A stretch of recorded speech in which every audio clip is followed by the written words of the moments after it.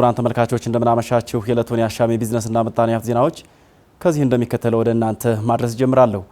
በቅድሚያም የውጭ ሀገራት ገንዘብ ዕለታዊ ምንዛሬ ተመናቸውን እንዲሁም የዕለቱን የወርቅና የዕለቱን የነዳጅ ዋጋ እንከታተል።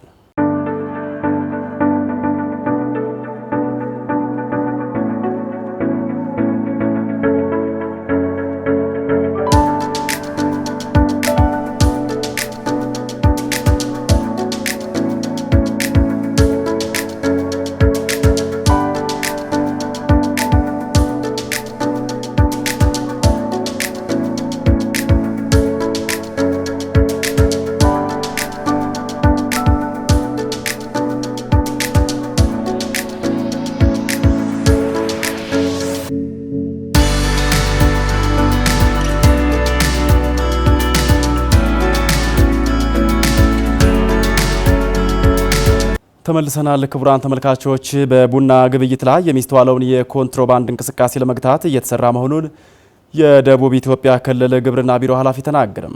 የኢትዮጵያ ቡናና ሻይ ባለስልጣን የ2017 ዓመት በጀት ዓመት የመጀመሪያ ግማሽ ዓመት እቅድ አፈጻጸም ግምገማ ማካሄዱን ተከትሎ የተገኙት የግብርና ቢሮ ኃላፊው መሪሆን ፍቅሩ በቡና ግብይት ላይ የሚስተዋለውን የኮንትሮባንድ እንቅስቃሴ ለማስቆም እየሰሩ መሆናቸውን ተናግረዋል። በተመሳሳይ መልኩ በመድረኩ የተገኙት የኢትዮጵያ ቡናና ሻይ ባለስልጣን ምክትል ዳይሬክተር ታጋይ ኑሩ በበኩላቸው ባለስልጣን መስሪያ ቤቱ የሀገር ኢኮኖሚን ለማሳደግ ጥረት እያደረገ እንደሚገኝ አስገንዝበዋል።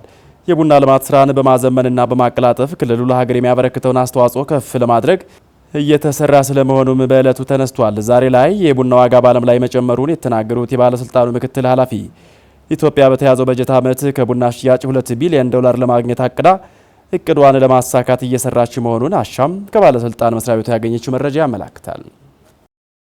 ከዓለም አቀፍ የዜና አውታሮች ወዳገኘናቸው የቢዝነስ መረጃዎች አምርተናል።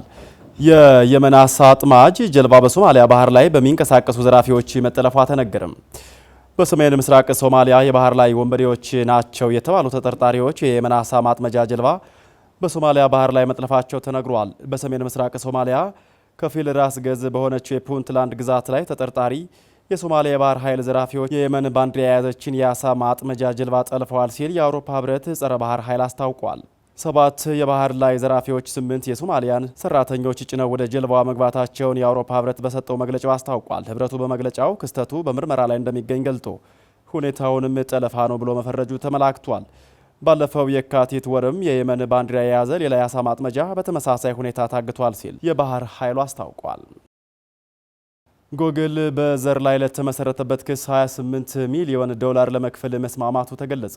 ጎግል ነጭና እስያውያን ሰራተኞች ከሌላ ብሔር ከተወጣጡ ሰራተኞች የተሻለ ደሞዝና የስራ ዕድል ተሰጥቷቸዋል ያለውን ክስ ለመፍታት $28 ሚሊዮን ለመክፈል ተስማምቷል ሲል የይገባኛል ጥያቄ አቅራቢዎችን የሚወክል የህግ ተቋም አስታወቀም።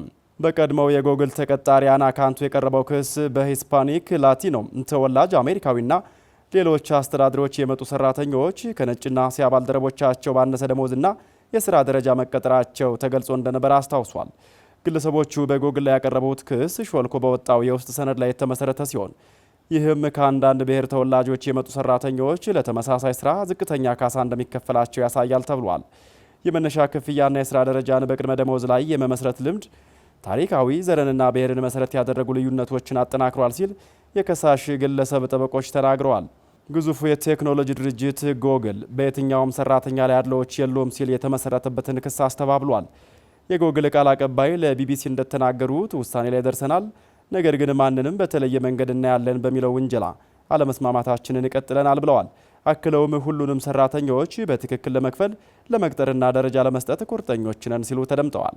በዚህ ዓመት የመጀመሪያ ላይ ጎግል በምልመላ ፖሊሲዎች ውስጥ ለብዝሃነት ፍትሐዊነትና አካታች መርሆች ያሳየ ቁርጠኝነት እያደገ ከመጣው የአሜሪካ ኩባንያዎች ዝርዝር ውስጥ መቀላቀሉን ቢቢሲ አስነብቧል።